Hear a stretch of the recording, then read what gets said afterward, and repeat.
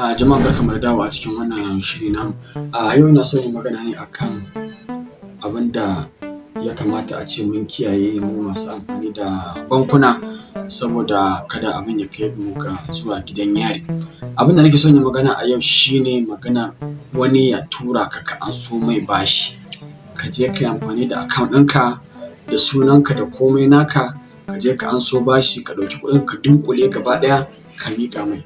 To ina mai tabbatar maka da cewa in har dai ya gudu aka neme shi aka rasa, to tabbas waɗannan kuɗin kai za ka biya saboda sunanka ne a wurin, komai naka ne.